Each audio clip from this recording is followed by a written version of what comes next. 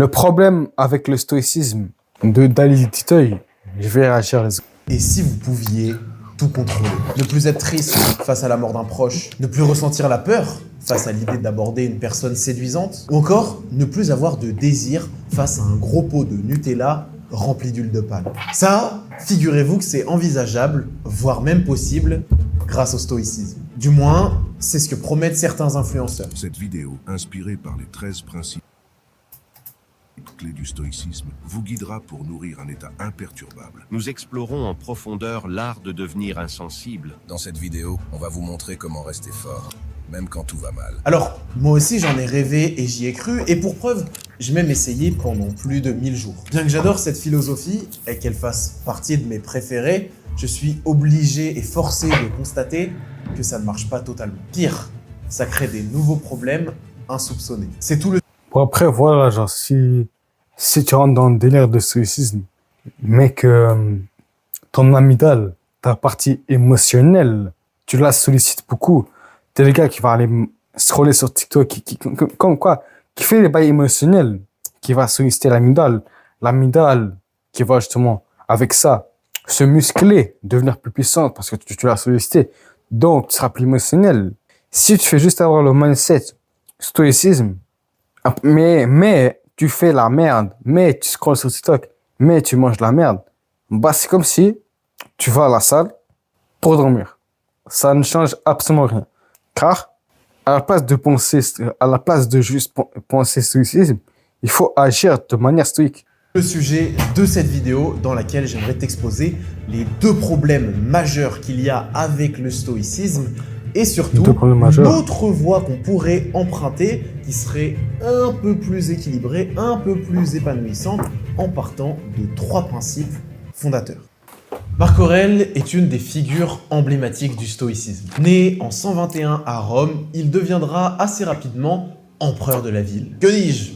De la cité. D'après Machiavel, il est considéré comme le dernier des 5 bons empereurs après Nerva, Trajan, Hadrien et Antonin le Pieux, c'est bien sûr Marc Aurèle. Ce fut un homme complètement extraordinaire qu'on n'oubliera pas de sitôt. Maintenant, j'ai quand même trouvé quelque chose d'étrange le concernant. Marc Aurèle se méfiait beaucoup de la beauté et j'irai même plus loin en disant qu'il avait peur de l'amour. Dans ses célèbres pensées pour moi-même, il évoque celle-ci avec beaucoup de méfiance. Selon lui, ça serait une distraction potentielle de la vertu ou encore de la raison. En fait, il va assez loin parce qu'il écrit même que pour lui, faire l'amour à la femme de ses rêves, ce n'est rien d'autre que le frottement de 2 boyaux et l'éjaculation d'un peu de morve. Oui, il a vraiment utilisé ces mots. D'après l'historien Paul Veyne, les stoïciens pensent que l'intellect décide.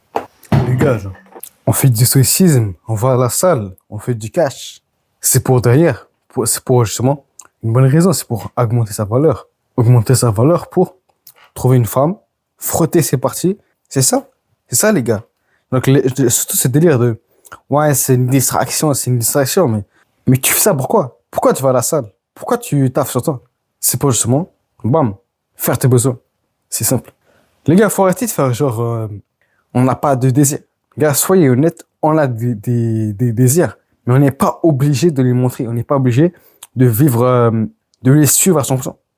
Décide de tout. Il suffit selon eux d'avoir bien compris que l'amour se réduit au frottement de 2 épidermes pour cesser d'être amoureux. De par mon expérience, je suis plutôt d'accord avec ça. Pourquoi? Parce que derrière cette manière de raisonner et de se comporter se cache une obsession envers le contrôle. Les stoïciens ont une peur immense, perdent le contrôle sur eux-mêmes. Le problème, c'est que pour tomber amoureux, peut-être une des plus belles choses qui puisse arriver dans la vie, il est nécessaire et indispensable d'accepter de perdre le contrôle. Carl Jung a une phrase magnifique pour illustrer ça. Là où règne l'amour, il n'y a pas de volonté de puissance. Et là où domine la puissance, manque l'amour. L'un est l'ombre de l'autre. À l'image de beaucoup d'athlètes ou d'entrepreneurs comme Yomi Denzel par exemple, je suis obsédé par le contrôle. J'aime avoir le contrôle sur ma nourriture, sur mon emploi du temps, sur mes rendez-vous, sur mon sommeil, sur mon cercle social, ou encore sur mes lectures. Malheureusement, cette manière de se comporter n'est pas vraiment en adéquation avec la vie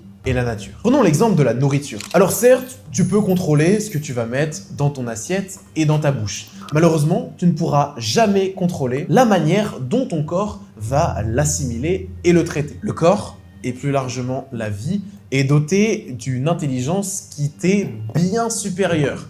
Et ça, tu ne pourras jamais prendre le contrôle dessus et le comprendre pleinement. Un des principes fondateurs du stoïcisme est ce qu'on appelle la dichotomie du contrôle. Il y a des choses dans ta vie que tu peux contrôler, et donc tu mets de l'énergie dessus. Il y en a d'autres pour lesquelles ce n'est pas le cas, et donc tu n'y prêtes pas attention. Mais malheureusement, c'est là où il y a un grand quiproquo qui est mal délimité. On peut prendre l'exemple de cette phrase de Sénèque qui dit « Chasse tes désirs, tes craintes, et il n'y aura plus de tyran pour toi ». Ça pour moi, c'est l'illustration parfaite des limites du stoïcisme qu'on n'a pas bien appréhendé, qui est la tentative de contrôler ce qui se passe en nous, comme nos craintes ou nos désirs, et de ne pas accepter pleinement que ça, c'est pas en fait dans notre locus de contrôle. Et c'est là où le stoïcisme se trompe. Même les gars, je comprends ce délire de on peut pas tout contrôler, il y a des choses qu'on contrôle pas, c'est pas tout qu'on contrôle, mais faut se mettre dans la tête que malgré les choses qu'on peut pas contrôler, malgré les choses qu'on ne contrôle pas, si seulement tu pouvais contrôler tout ce que tu peux contrôler, imagine, tout ce que tu peux contrôler dans ton business, dans ta vie en général, tu l'optimises. Tu seras pas là à chialer, à dire qu'on contrôle rien. Non, car si tu exploites ce que tu contrôles, là, mon gars, tu peux aller loin. Là, tabarouette, là, tu vas aller loin. Par exemple, le physique, tu ne peux pas contrôler ta génétique, mais si seulement tu contrôles tout ce que tu peux contrôler, tu contrôles ton entraînement, tu es là, tu entraînes les bons muscles, tu es là, tu contrôles ton alimentation. Même avec une génétique claquée, tu peux avoir vraiment des choses incroyables, car tu contrôles. Les gars, on ne peut pas tout contrôler, mais si seulement tu contrôles ce que tu peux contrôler, mon gars, tu vas aller là. Donc, c'est-à-dire que il y a des choses qu'on peut pas contrôler, oui, c'est vrai. Mais t'étais pas censé penser à ça. T'es censé penser aux choses que tu contrôles. Et là, si tu faut, bref, les gars, vous avez capté. L'apathie. L'apathéia, voici un autre des concepts fondateurs du stoïcisme qui a beaucoup été repris et évidemment déformé, qui stipule que l'être humain devrait être en capacité de ne pas ressentir d'émotions et même mieux, de les contrôler. L'idéal du stoïcien est d'être apathès, c'est-à-dire complètement imperturbable et libéré de 4 passions. La tristesse, le désir, la crainte et le plaisir. Personnellement, j'ai réussi ce coup de maître avec brio. Ça fait plus de 4 ans que je n'ai pas pleuré. Je ne m'énerve absolument jamais. Brio. Ça fait plus de 4 ans que je n'ai pas pleuré. Je ne m'énerve absolument jamais. Et l'amour, n'en parlons. Étant petit, les choses étaient différentes. Je me souviens, je pleurais tout le temps pour rien. Par exemple, un 15 sur 20 en mathématiques. Et j'étais assez sensible. Malheureusement, ça m'a valu des moqueries. Et donc, j'ai décidé de créer une sorte de carapace qui se protégeait de ces émotions et qui évitait de les ressentir et surtout de les exprimer. Le problème aujourd'hui, c'est qu'une émotion, si elle n'est pas ressentie et acceptée, elle est stockée. Les gars, genre, le délire, c'est pas de vouloir ne pas avoir d'émotions. Si ça serait si facile que ça, comme c'est trop facile de ne pas avoir d'émotions. C'est trop facile de dire que si j'ai pas d'émotions, je vais pas réagir comme ça, c'est trop facile. Le truc, c'est qu'il faut avoir les émotions, mais malgré ça, ne pas agir comme ça, car, genre, t'es pas spécial si t'as pas d'émotions, genre. Mais si t'as les émotions, mais que tu les contrôles, là, mon gars, là, c'est bien.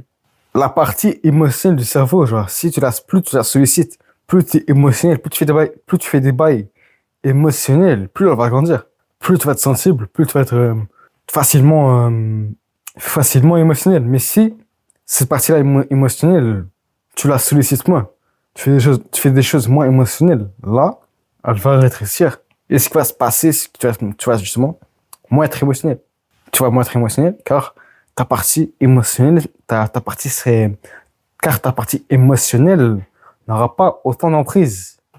On peut prendre l'image d'un robinet qui est bouché et qui accumule de l'eau, et au bout d'un moment, ça finit par sortir sur les côtés par des moyens que tu n'es absolument pas capable de contrôler et qui ne sont pas toujours les bienvenus. Boutons, troubles du comportement alimentaire, TOC ou encore problèmes digestifs, voilà les moyens de compensation qu'a trouvé mon corps personnellement. Les lames qu'on verse pas sont impossibles à défendre, c'est les plus longues à sécher. C'est pour cette raison d'ailleurs que Shrek était visionnaire.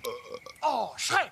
Moi, je dis toujours, vaut mieux que ce soit dehors que dedans. Aujourd'hui d'ailleurs, comme le montrent de nombreuses études scientifiques, comme celle-ci par exemple, on sait qu'il est extrêmement important de pleurer et de ne pas retenir ses larmes parce que ça aide à libérer des toxines, à améliorer l'humeur ou encore à réduire le stress. À mon avis, s'il y a bien un endroit où les femmes mettent une vitesse immense aux hommes dans la vie, c'est celle-ci. Pour preuve, il n'y a pas longtemps, Bah c'est normal, c'est hormonal. C'est hormonal. C'est normal, c'est pas genre... travaillais dans C'est pas les femmes font exprès de pleurer. Non, c'est que les femmes pleurent plus facilement que les hommes. C'est un fait. Dans la même situation, tu mets 100 hommes, 100 femmes. Il y a 3 hommes, ils vont pleurer. Il y a 20 femmes, ils vont pleurer. Quand il y a des films, les femmes commencent à pleurer et tout, les hommes, on n'est pas affectable. D'accord? C'est comme ça, c'est hormonal. Plus tu as de testostérone, moins tu pleures. C'est logique, c'est logique. C'est pas que les femmes font... Allez. Dans un café à Montpellier et juste à côté de moi, il y avait 3 femmes qui discutaient, dont une qui venait de recevoir un appel téléphonique assez dramatique qui l'a beaucoup impacté et donc elle a commencé un petit peu à pleurer. Et j'entendais sa copine qui lui disait « Vas-y, accepte l'émotion, laisse-la te traverser, ne la combats pas parce que c'est vraiment très important. » Et pour être honnête, c'est la première fois en fait que j'ai vu ça et que j'y étais confronté. C'est d'ailleurs une des raisons qui explique pourquoi les hommes sont attirés par le stoïcisme. Parce que dedans, on stipule que c'est normal de contrôler ses émotions. Alors que par nature, accepter et ressentir une émotion, c'est lâcher prise. L'émotion est ce moment où l'acier rencontre une pierre et en fait jaillir une étincelle, car l'émotion est la source principale de toute prise de conscience. Le stoïcisme versus le stoïcisme. Donald Robertson, c'est un expert sur le stoïcisme qui a écrit un article très intéressant dans lequel il fait la distinction entre le stoïcisme avec un grand S et le stoïcisme avec un petit. Pour faire la distinction entre les deux, il prend la définition qui est donnée dans le Oxford. Stoïcisme avec un petit S, résistance à la douleur et aux épreuves sans montrer ses émotions ni se plaindre. 2 avec un grand S, école grecque de philosophie antique fondée par Zénon. Celle-ci enseigne que la vertu, le bien utile, est basé sur la connaissance, la sagesse et la vie en harmonie avec la raison universelle, comme le destin, la providence et la nature. Ici, on voit bien que c'est pas du tout la même chose et qu'être stoïque n'est pas forcément lié au stoïcisme comme on le connaît et surtout comme il a été créé. Un des exemples qui est pris dans l'article, c'est celui de Conor McGregor. Aujourd'hui, pour beaucoup d'entre nous, c'est un peu l'archétype de l'alpha stoïque qui a peur de rien et qui est capable de se taper comme un dieu. Maintenant, McGregor, si on regarde de plus près, il incarne pas vraiment, ou en tout cas pas pleinement, les valeurs du stoïcisme. La sagesse, la vertu, la justice, ou en tout cas pas pleinement les valeurs du stoïcisme. La sagesse. Conor McGregor se filme en plein rapport sexuel sur Instagram. Pas très stoïque. La vertu. Conor McGregor révèle des messages provocateurs adressés à Khabib Nurmagomedov au milieu des difficultés financières du Russe et de la rencontre et la controverse fiscale de l'évasion fiscale. Où est le papier toilette? Ouais, c'est pour le buzz, McGregor, marketing. Avant de faire le combat, il fait un speech, il insulte le gars pour le buzz, pour que justement les gens veulent voir ce match, pour que ses fans vont le voir en espérant gagner, en espérant qu'il gagne, et que ses haters, ils vont le voir, ils vont payer un ticket pour le voir perdre, s'il perd. Donc il y a tout un délire marketing, genre les gars, les célébrités, tout ça, genre faut pas croire qu'ils font ça juste comme ça, genre. Il y a tout un délire marketing. La justice. Comment McGregor timeline from what dick been made serious arrest ou encore l'affection envers les autres humains, c'est pas vraiment McGregor, c'est plus Marc Aurèle. Si on relit attentivement les pensées pour moi-même de Marc Aurèle, il s'avère que la vertu sociale revient quasiment à toutes les pages et que c'est une des valeurs qui est la plus importante pour lui. Ce que je propose désormais, c'est de revenir un peu plus à l'essence même de cette philosophie et d'en distinguer 3 principes fondateurs qui sont intemporels et qui fonctionnent actuellement pour moi.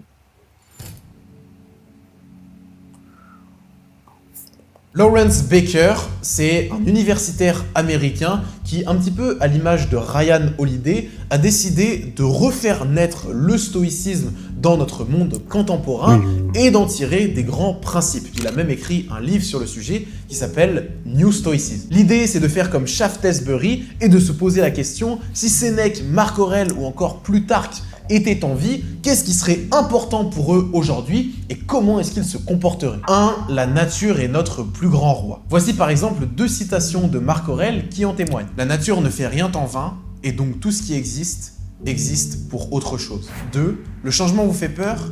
Mais que peut-il exister sans lui? Qu'est-ce qui est plus proche du cœur de la nature? Peut-on prendre un bain chaud et laisser le bois du chauffage tel quel? Manger de la nourriture sans la transformer? Un processus vital peut-il avoir lieu sans que rien ne soit modifié? Ne le voyez-vous pas? C'est exactement la même chose pour vous et tout aussi vital pour la nature. Les stoïciens l'avaient bien compris, la nature est une entité qui nous dépasse et qui nous est bien supérieure et que nous devons respecter, mais surtout faire preuve d'humilité par rapport à celle-ci. Cette idée, elle est partagée par beaucoup de gens, par exemple Nassim Nicolas Taleb que j'adore, ou encore Ray Dalio qui dans Principles écrit « Regarde la nature pour comprendre comment fonctionne le monde ». D'ailleurs, quand on fait cet effort de regarder la nature, on prend conscience de pas mal de choses, notamment d'une que je trouve assez intéressante, qui est que celle-ci optimise toujours pour le global plutôt que pour l'individu. La chaîne alimentaire en est un bon exemple. Pour que tout le monde puisse se nourrir, ça nécessite de faire des sacrifices. 2.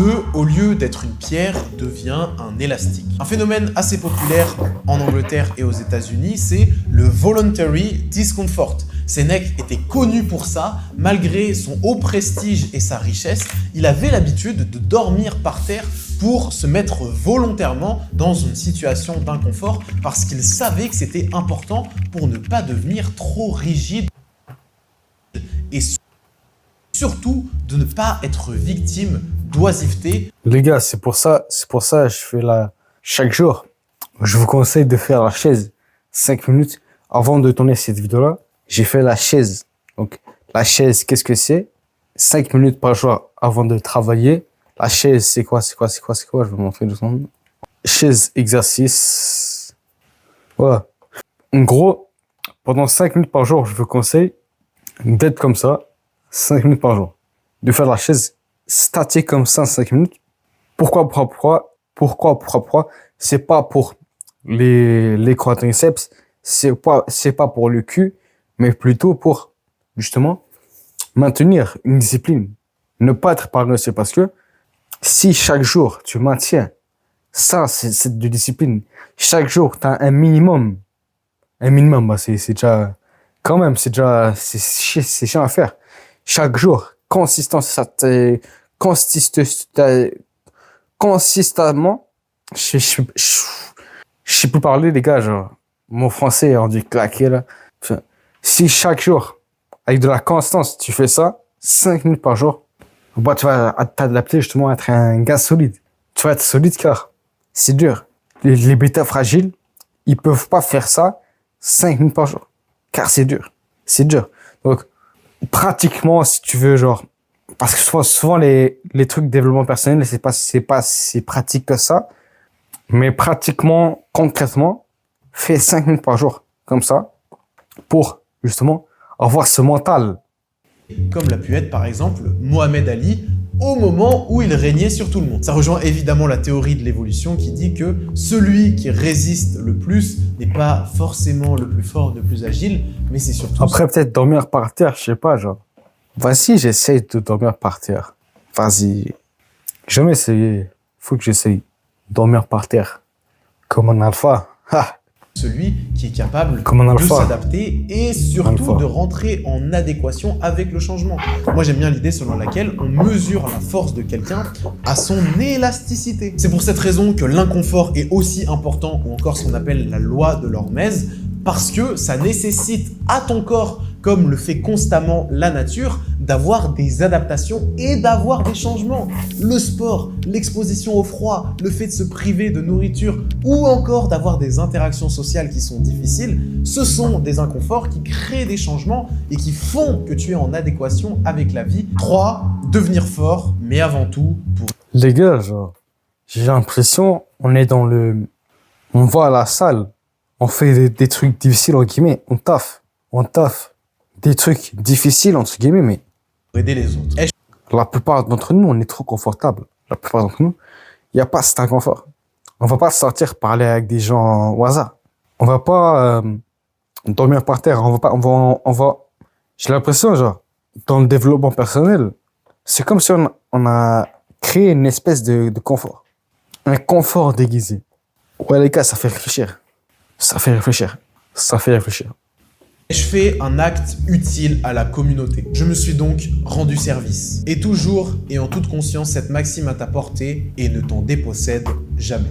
Marc Aurèle. Il n'y a pas longtemps, j'ai pris conscience d'un truc qui peut paraître un petit peu évident, mais qui pour moi a eu beaucoup d'impact et de résonance. C'est que si je suis la personne que je suis aujourd'hui, c'est en grande partie grâce aux personnes qui m'ont influencé précédemment. Ça vaut évidemment pour mes parents, qui ont eu un impact très fort, mais ça vaut aussi pour mes profs de collège, mes profs de lycée, mes entraîneurs de foot, ou encore tous les mentors que j'ai pu rencontrer sur Internet ou en vrai. Il me semble que ça fait partie de notre devoir de s'aider entre humains et de rendre à minima tout ce qui nous a été donné et de tenter d'avoir ce même impact sur les autres qui prolongera de manière infinie l'impact et qui donnera quelque chose de merveilleux et qui est un sens qui nous dépasse. Le but de la vie n'est pas d'être heureux, c'est d'être utile, d'être honorable, de faire preuve de compassion, d'avoir un impact, soit de faire en sorte que notre existence est comptée pour les autres et qu'on ait bien vécu.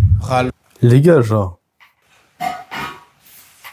en tant qu'homme, si ton but dans la vie c'est d'être heureux, si toi, ton rêve, c'est d'être heureux, mon gars, t'es perdu. T'es perdu. Ton objectif ne devrait pas être heureux. Ton but, ça ne devrait pas le fait d'être heureux. T'es heureux parce que t'as un objectif. Tu veux être utile, tu veux être honorable, tu veux avoir un impact. Tu veux que ton existence a compté. Tu veux justement avoir une page sur Wikipédia parce que la plupart des gens, mais ils ont pas de vie, genre. La plupart des gens, genre, comment dire, c'est des NPC. Ils sont pas utiles. Mais si toi, t'es là, t'as un impact. C'est là où tu vas être heureux. Car, les gars, le bonheur, c'est un symptôme. Si toi, ton but, c'est un symptôme, t'es perdu. Si toi, ton but, c'est, comment dire, si toi, ce que tu veux éviter, c'est que tu veux éviter de perdre l'odorat, t'es censé chercher à éviter la fièvre. T'es censé éviter les bactéries. T'es pas censé chercher à, t'es pas censé chercher à éviter la perte d'odorat, car la perte d'odorat, c'est un symptôme. Waldo Emerson. Si la vidéo t'a plu, tu peux la liker et si tu veux passer plus de temps en ma compagnie, je te donne rendez-vous dans mon podcast hebdomadaire Light où toutes les semaines, je partage les 5 plus grandes idées et découvertes qui m'ont permis d'améliorer ma vie. C'était Dali, ciao. Ok les gars, ciao bye. Motherfucker.